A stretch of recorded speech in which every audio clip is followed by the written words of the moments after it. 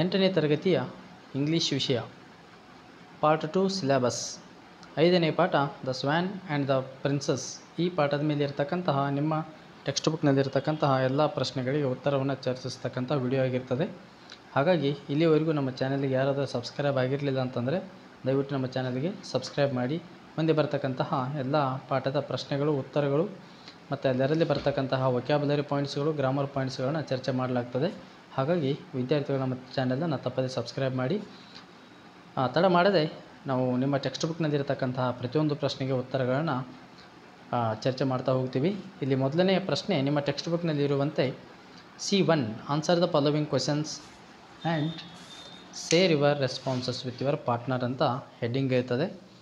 ಅಲ್ಲಿ ಬರ್ತಕ್ಕಂತಹ ಮೊದಲನೇ ಪ್ರಶ್ನೆ, what was the complaint of Devadatta against prince Siddhartha? ಸಿದ್ಧಾರ್ಥನ ವಿರುದ್ಧ ದೇವದತ್ತ ಮಾಡಲ್ಪಟ್ಟಿರ್ತಕ್ಕಂತಹ ಕಂಪ್ಲೇಂಟ್ ಏನು ಅಂತ ಪ್ರಶ್ನೆ ಇದೆ. ಅದಕ್ಕೆ ಉತ್ತರ, Devadatta complained that he had shot the swan which fell under the feet of Siddhartha and Siddhartha picked up and did not give it to Devadatta.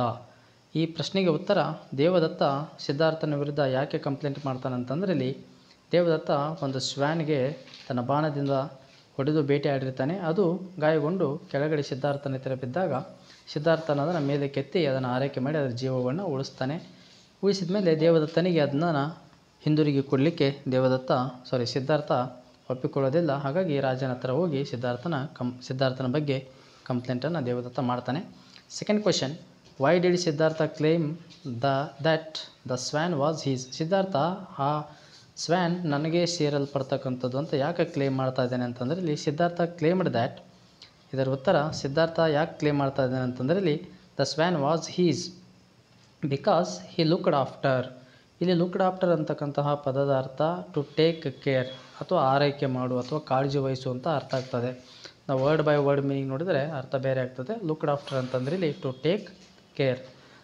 Siddhartha claimed that the swan was his because he looked after the wounded swan and saved its life. ಆ ಗಾಯಗೊಂಡಿರ್ತಕ್ಕಂತಹ swan ಪಕ್ಷಿಯನ್ನು ಅಥವಾ ಹಂಸ ಪಕ್ಷಿಯನ್ನು ಆರೈಕೆ ಮಾಡಿ ಅದರ ಜೀವ ಉಳಿಸಿರೋ ಕಾರಣಕ್ಕಾಗಿ ಆ swan ನಂದು ಅಂತ ಇಲ್ಲಿ ವಾದ ಮಾಡ್ತಾ ಇದ್ದಾನೆ Siddhartha. Number 3, how did the bird react to Devadatta's call? Chief minister ಯಾವಾಗ ಸ್ಟೂಲ್ ಮೇಲೆ ಇಡಲ್ಪಟ್ಟಿರ್ತಕ್ಕಂಥ ಹಂಸ ಪಕ್ಷಿಯನ್ನು ಅಥವಾ ಸ್ವ್ಯಾನನ್ನು ಕರಿ ದೇವದತ್ತನಿಗೆ ಹೇಳಿದಾಗ ಆ ಬರ್ಡ್ ಹೇಗೆ ರಿಯಾಕ್ಟ್ ಮಾಡ್ತದೆ ಅಂತಕ್ಕಂಥ ಪ್ರಶ್ನೆ ಇರೋದರಿಂದ ಉತ್ತರ, when Devadatta called the bird to come near him the bird began to tremble and cried in fear. ಯಾವಾಗ ದೇವದತ್ತ ಆ ಬರ್ಡನ್ನು ನನ್ನ ಕಡೆ ಬಾ ಅಂತ ಕರೆದಾಗ ಅದು ಭಯದಿಂದ ನಡುಗಿ ಭಯದಿಂದ ಹೆದರಿಕೊಂಡು ಕಿರುಚಾಡಲಿಕ್ಕೆ ಪ್ರಾರಂಭಿಸ್ತದೆ. Fourth question, what did Siddhartha say to the swan? What did the bird do? Next ಸಿದ್ಧಾರ್ಥನ ಟರ್ನ್ ಬಂದಾಗ ಅಥವಾ ಸರದಿ ಬಂದಾಗ ಸಿದ್ಧಾರ್ಥ ಆ ಬರ್ಡ್ಗೆ ಏನಂತ ಹೇಳ್ತಾನೆ, ಆವಾಗ ಬರ್ಡ್ ಏನು ಮಾಡ್ತದೆ ಅಂತಕ್ಕಂಥ ಪ್ರಶ್ನೆ. Siddhartha said to the bird not to be afraid of him. ಇಲ್ಲಿ ಯಾರಿಗೂ ಕೂಡ ಹೆದರಿಕೊಳ್ಳಬೇಡ. He asked the bird to come and sit on his arms. ಬಂದು ನನ್ನ ಆರ್ಮ್ಸ್ ಮೇಲೆ ಅಥವಾ ಭುಜದ ಮೇಲೆ ಕುಳಿತುಕೊಳ್ಳು ಅಂತ ಹೇಳಿದ ತಕ್ಷಣವೇ ಅಟ್ ಒನ್ಸ್ ಅಂತಾರೆ ತಕ್ಷಣವೇ the swan flew and sat on Siddhartha's arm. Next question, what made Devadatta and Siddhartha approach the king? Devadatta ಮತ್ತು ಸಿದ್ಧಾರ್ಥ ಇಬ್ಬರು ರಾಜನನ್ನು ಅಪ್ರೋಚ್ ಮಾಡಲಿಕ್ಕೆ ಕಾರಣ ಏನು ಅಂತ ಪ್ರಶ್ನೆ ಇದೆ. Devadatta approached the king. ಯಾಕೆ ದೇವದತ್ತ ರಾಜನ ಕಡೆಗೆ ಹೋದ ಅಂತಂದರೆ, ಇಲ್ಲಿ ಕಂಪ್ಲೇನಿಂಗ್ ಅಗೇನೆಸ್ಟ್ ಸಿದ್ಧಾರ್ಥ ಅಥವಾ ಸಿದ್ಧಾರ್ಥನ ಮೇಲೆ ಕಂಪ್ಲೇಂಟ್ ಮಾಡಲಿಕ್ಕೆ. ಕಾರಣ ಏನಂತ ನಿಮಗೆ ಗೊತ್ತಿರ್ತದೆ, ನಿಮ್ಮ ಶಾಲೆಯಲ್ಲಿ ಶಿಕ್ಷಕರು ನಿಮಗೆ ಹೇಳಿರ್ತಾರೆ. Would not give the swan which he had shot down. ತಾನು ಬೇಟೆಯಾಡಲ್ಪಟ್ಟಿರ್ತಕ್ಕಂಥ ಶ್ವಾನನ್ನು ಸಿದ್ಧಾರ್ಥ ನನಗೆ ಕೊಡ್ತಾ ಇಲ್ಲ ಅಂತಕ್ಕಂತಹ ಒಂದು ವಿಚಾರ ಇಟ್ಕೊಂಡು ದೇವದತ್ತ ರಾಜನಿಗೆ ಕಂಪ್ಲೇಂಟ್ ಮಾಡಲಿಕ್ಕೆ ಹೋಗಿರ್ತಾನೆ. So the king sent for Siddhartha told king. Siddhartha ತನ್ನ ವಾದವನ್ನು ಏನಂತ ಇಲ್ಲಿ ಹೇಳ್ತಾನೆ ಅಂತಂದರೆ, ಇಲ್ಲಿ that the bird was his. ಆ ಬರ್ಡ್ ದೇವದತ್ತಂದಲ್ಲ ನಂದು ಅಂತ. ಕಾರಣ ಏನಂತಂದರೆ, ಇಲ್ಲಿ as he had protected the life of the bird. ಯಾಕಂತಂದರೆ ಆ ಬರ್ಡ್ದು ಅಥವಾ ಸ್ವ್ಯಾನದ್ದು ಜೀವ ಉಳಿಸಿರ್ತಕ್ಕಂಥವು ನಾನು. So both of them approach the king to get justice from him. ಹಾಗಾಗಿ ಇಬ್ಬರು ಸೇರಿ ರಾಜನ ಕಡೆ ಹೋಗಿರ್ತಾರೆ. ಟು ಗೆಟ್ ಜಸ್ಟಿಸ್ ಅಂತಂದರೆ ನ್ಯಾಯವನ್ನು ಪಡೆದುಕೊಳ್ಳೋಕ್ಕೆ ರಾಜನನ್ನು ಅಪ್ರೋಚ್ ಮಾಡ್ತಾರೆ ಅಂತ. How did each of them depend their actions. ಹೇಗೆ ತಮ್ಮ ತಮ್ಮ ಒಂದು ವಾದವನ್ನು ಅಥವಾ ತಮ್ಮ ಒಂದು ನ್ಯಾಯ ಕೇಳ್ತಕ್ಕಂಥ ರೀತಿಯನ್ನು ಇಬ್ಬರು ಡಿಪೆಂಡ್ ಮಾಡ್ಕೊತಾರೆ ಅಂತಕ್ಕಂಥ ಪ್ರಶ್ನೆಗೆ Devadatta depended his action by pleading that he had shot the bird and the bird must belong to him. ಎಲ್ಲೋ ಇರ್ತಕ್ಕಂತಹ ಹಂಸ ಪಕ್ಷಿಯನ್ನು ಬಾಣದಿಂದ ಹೊಡೆದು ಬೇಟೆಯಾಡಿರ್ತಕ್ಕಂಥವು ನಾನು, ಹಾಗಾಗಿ ಆ ಪಕ್ಷಿ ನನಗೆ ಬಿಲಾಂಗ್ ಅಂತಂದರೆ ಸೇರಲ್ಪಡ್ತಕ್ಕಂಥದ್ದು ಅಂತ ಅವನು ವಾದ ಮಾಡಿದರೆ. ಸಿದ್ಧಾರ್ಥ ಪ್ಲೀಡೆಡ್ ಅಂತಂದರೆ ರಿಕ್ವೆಸ್ಟೆಡ್, ಏನಂತ, that the swan was sought his protection and he saved the bird life, so the bird was his. ಬೇಟೆಯಾಡಿರ್ತಕ್ಕಂಥವನು ದೇವದತ್ತ ಆದರೆ ಗಾಯಗೊಂಡು ಬಿದ್ದೋಗಿರ್ತಕ್ಕಂತಹ ಆ ಸ್ವ್ಯಾನ್ ಪಕ್ಷಿಯನ್ನು ರಕ್ಷಣೆ ಮಾಡಿರ್ತಕ್ಕಂಥವು ನಾನು, ಆ ಸ್ವ್ಯಾನ್ ಪಕ್ಷಿ ಜೀವವನ್ನು ಉಳಿಸಿರ್ತಕ್ಕಂಥವನು, ಹಾಗಾಗಿ ಅದು ನನಗೆ ಸೇರಬೇಕಾಗಿರ್ತಕ್ಕಂಥದ್ದು ಅಂತಕ್ಕಂಥದ್ದು ಸಿದ್ಧಾರ್ಥನ ವಾದ. ಕೊನೆಯ ಪ್ರಶ್ನೆ, how did the chief minister resolve the dispute at the end. ಈ ಒಂದು ವಿವಾದವನ್ನು ಅಥವಾ ಈ ಒಂದು ಸಮಸ್ಯೆಯನ್ನು ಚೀಫ್ ಮಿನಿಸ್ಟರ್ ಹೇಗೆ ಬಗೆಹರಿಸಿದರು ಅಂತಕ್ಕಂಥದ್ದು ಪ್ರಶ್ನೆಗೆ ಭಾಳಷ್ಟು ಇಂಪಾರ್ಟೆಂಟ್ ಆಗಿರ್ತಕ್ಕಂಥ ಪ್ರಶ್ನೆ, ಎಲ್ಲ ಪರೀಕ್ಷೆಗಳಿಗೆ ಕೇಳ್ತಕ್ಕಂಥ ಪ್ರಶ್ನೆ ಆಗಿರ್ತದೆ. The chief minister called both Devadatta and Siddhartha ಮತ್ತು ದೇವದತ್ತನನ್ನು ಇಬ್ಬರನ್ನು ಕರೀತಾನೆ. And asked Siddhartha to keep the swan on a stool. ಅಲ್ಲೇ ಇರ್ತಕ್ಕಂಥ ಕಟ್ಟಿಗೆ ಸ್ಟೂಲ್ ಮೇಲೆ ಸ್ವ್ಯಾನನ್ನು ಇಡ್ಲಿಕ್ಕೆ ಹೇಳ್ತಾನೆ. He called Devadatta and asked him to call the bird to come to him. ದೇವದತ್ತನ ಕರೆದು ಆ ಬರ್ಡ್ ನಿನ್ನ ಕಡೆ ಬರುವಂತೆ ಅದನ್ನು ಕರಿ ಅಂತಂದು ಹೇಳ್ಬಿಟ್ಟು ಹೇಳಿದಾಗ, when Devadatta went near the bird, ಆ ಬರ್ಡ್ ಹತ್ತಿರ ಹೋದಾಗ ದ ಬರ್ಡ್ ಬಿಟ್ ಟ್ರೆಂಬಲ್ಡ್, ಸ್ವಲ್ಪ ನಡುಗಿ ಅದು ಭಯದಿಂದ ಕಿರುಚಾಡಲಿಕ್ಕೆ ಪ್ರಾರಂಭಿಸ್ತದೆ. It did not go near Devadatta, so the bird didn't go near ದೇವದತ್ತನ ಕಡೆಗೆ ಆ ಬರ್ಡ್ ಹೋಗಲೇ ಇಲ್ಲ. Then chief minister called Siddhartha and told him the same. ಸಿದ್ಧಾರ್ಥನ ಕರೆದು ನೀನು ಕೂಡ ಅದೇ ರೀತಿಯಾಗಿ ಕರಿ ಅಂತಂದು ಹೇಳಿದಾಗ, when Siddhartha went near the bird he called it come to him without any fear. ಯಾವುದೇ ಭಯ ಇರಲಾರ್ದಂಗೆ, ಯಾವುದಕ್ಕೂ ಹೆದರಲಾರ್ದಂಗೆ ಬಾ ನನ್ನ ಕಡೆಗೆ ಅಂತ ಕರೆದಾಗ, the swan at once flew and sat on Siddhartha's arm. ಸಡನ್ನಾಗಿ ಏನು ಮಾಡ್ತದೆ, ಯಾವುದೇ ರೀತಿಯಾಗಿರ್ತಕ್ಕಂಥ ಭಯ ಇಲ್ಲದೆ, ನಡಗಲಾರದೆ, ಹೆದರ್ಕೊಳ್ಳಲಾರದೆ ಸಿದ್ಧಾರ್ಥನ ಆರ್ಮ್ ಮೇಲೆ ಹೋಗಿ ಕುಳಿತುಕೊಳ್ತದೆ. So chief minister told the king that the swan itself had solved the problem. ಇಲ್ಲಿ ನೀವು ಸಮಸ್ಯೆಯನ್ನು ಬಗೆಹರಿಸೋದು ಬೇಡ, ಸ್ವತಃ ಆ ಸ್ವ್ಯಾನ್ ಪಕ್ಷಿನೇ ಸಮಸ್ಯೆಯನ್ನು ಬಗೆಹರಿಸಿತು. ಕೊನೆಗೆ the king declared that the swan belonged to Siddhartha. ಕೊನೆಗೆ ಸ್ವ್ಯಾನ್ ಯಾರಿಗೆ ಸೇರಲ್ಪಡ್ತಕ್ಕಂಥದ್ದು ಅಂತಂದರೆ ಇದು ಸಿದ್ಧಾರ್ಥಕ್ಕೆ ಸೇರಲ್ಪಡ್ತಕ್ಕಂಥದ್ದು ಅಂತ ಕಿಂಗ್ ಡಿಸೈಡ್ ಮಾಡ್ತಾನೆ. ಇನ್ನು C2 ನೋಡೋದಾದರೆ ಇಲ್ಲಿ put the following events in order in which they acquire in the play and write them in a paragraph ಅಂತ ಇದೆ.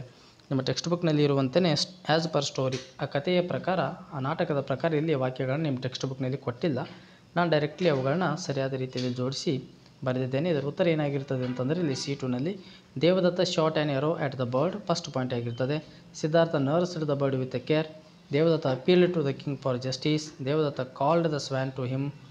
Siddhartha called the swan lovingly. The swan flew into Siddhartha's arm. ಇದನ್ನ ಬೇಕಿದ್ರೆ ನೀವು ಸಾಧ್ಯವಾದರೆ ಪ್ಯಾರಾಗ್ರಾಫ್ನಲ್ಲಿ ಕೂಡ ಬರೀಬಹುದು.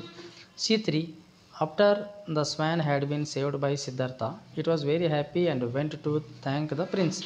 Right an imaginary dialogue between the swan and the prince Siddhartha ಅಂತ ಇದೆ.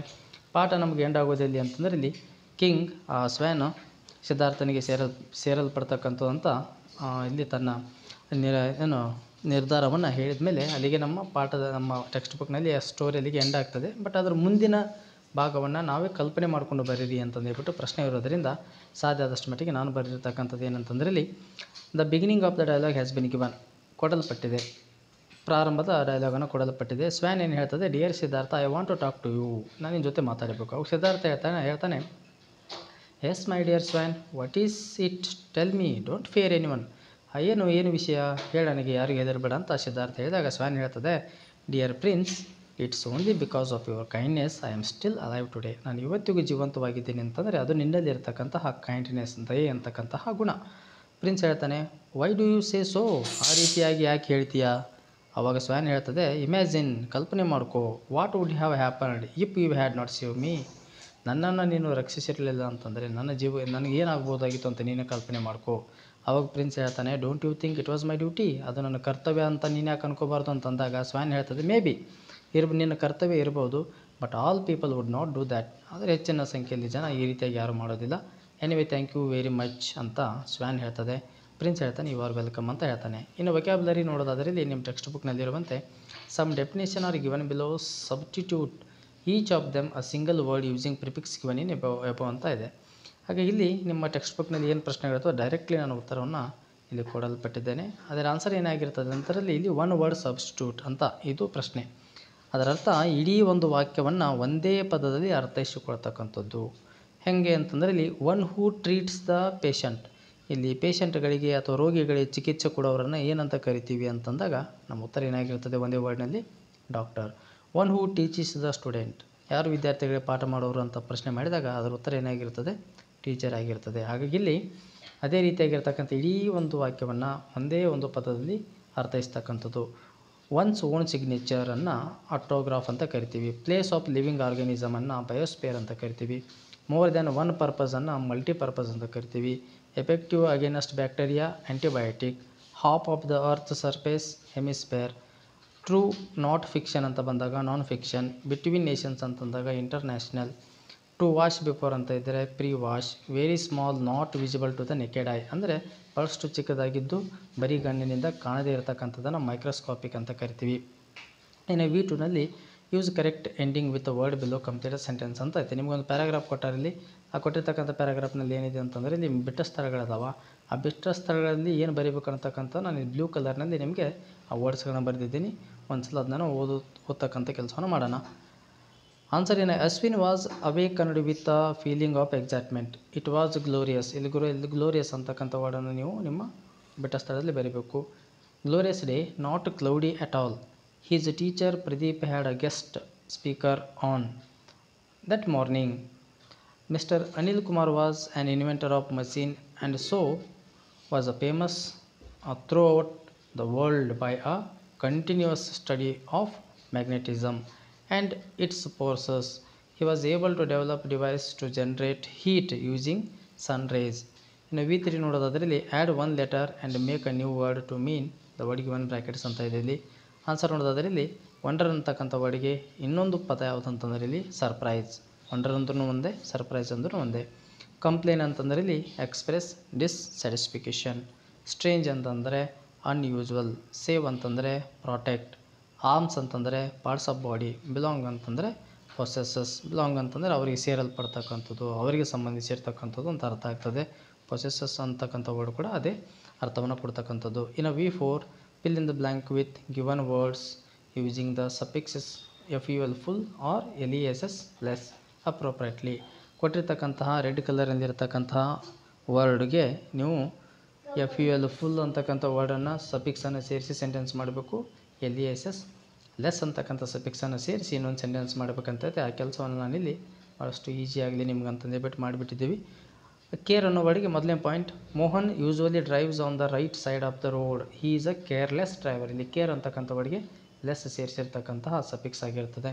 ಇನ್ನು ಅದರಲ್ಲಿ ಎರಡನೇದು ful ಫುಲ್ ಅಂತಕ್ಕಂಥ ಸಫಿಕ್ಸ್ ಸೇರಿಸಬೇಕು. The teacher is very careful while crossing the road. She looks to her right and left and always uses the zebra crossing ಅಂತ ಇದೆ. ಇನ್ನು ಚಿಯರ್ ಅಂತಕ್ಕಂಥ ವರ್ಡಿಗೆ ಲೆಸ್ ಮತ್ತು ಫುಲ್ ಅಂತಕ್ಕಂಥ ಸಫಿಕ್ಸ್ ಸೇರಿಸಿ ಸೆಂಟೆನ್ಸನ್ನು ಮಾಡಿರ್ತಕ್ಕಂಥದ್ದು. His father died just a few days before Diwali. It was cheerless Diwali for him. My friend has many problems. He has to support a large family, but he is always smiling. He is a cheerful person. In a thought, ಮೂರನೇ word thought. I was very ill. My friend called a doctor. It was thoughtful of him. Second ನೋಡೋದಾದ್ರೆ ಇಲ್ಲಿ thoughtless ಅಂತ ತಗೋಬೇಕು ನಾವು. Most young people live in a present. They are often thoughtless about the future. In a fourth one power.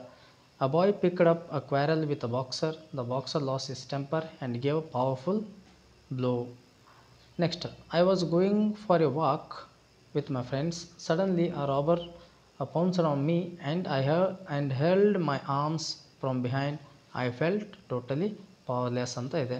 ಹಾಗಾಗಿ ವಿದ್ಯಾರ್ಥಿಗಳು ಎಷ್ಟೊತ್ತು ನಾವಿಲ್ಲಿ 8ನೇ ತರಗತಿ 5ನೇ ಪಾಠ ದ ಸ್ವ್ಯಾನ್ ಆ್ಯಂಡ್ ದ ಪ್ರಿನ್ಸೆಸ್ಸನ್ನು ಸಂಪೂರ್ಣವಾಗಿ ಚರ್ಚೆ ಮಾಡಿದ್ದೀವಿ. ಮುಂದೆ ಬರ್ತಕ್ಕಂಥ ಎಲ್ಲ ಪಾಠದ ಪ್ರಶ್ನೆಗಳು, ಉತ್ತರಗಳು, ಪದ್ಯದ ಪ್ರಶ್ನೆಗಳು, ಉತ್ತರಗಳು, ಗ್ರಾಮರ್ಗೆ ಸಂಬಂಧಪಡ್ತಕ್ಕಂಥ ಇದೇ ಪಾಯಿಂಟ್ಸ್ಗಳು, ಆಮೇಲೆ ಕಾಂಪ್ರಿಹೆನ್ಷನ್, ಕಾಂಪೋಸಿಷನ್ಗೆ ಸಂಬಂಧಪಡ್ತಕ್ಕಂಥ ಪಾಯಿಂಟ್ಸ್ಗಳನ್ನ ಇದೇ ರೀತಿಯಾಗಿ ಚರ್ಚೆ ಮಾಡ್ತಕ್ಕಂತಹ ಒಂದು ವಿಡಿಯೋ ಕ್ಲಾಸಸ್ಗಳನ್ನ ಮಾಡ್ತೀವಿ. ಹಾಗಾಗಿ ತಪ್ಪದೇ ನಮ್ಮ ಚಾನೆಲನ್ನು ಸಬ್ಸ್ಕ್ರೈಬ್ ಮಾಡಿ ಅಂತಂದು ಹೇಳ್ಬಿಟ್ಟು ಇವತ್ತಿನ ಈ ವಿಡಿಯೋ ಪಾಠವನ್ನು ಮುಗಿಸ್ತಾ ಇದ್ದೀವಿ. ಎಲ್ಲರಿಗೂ ಧನ್ಯವಾದಗಳು.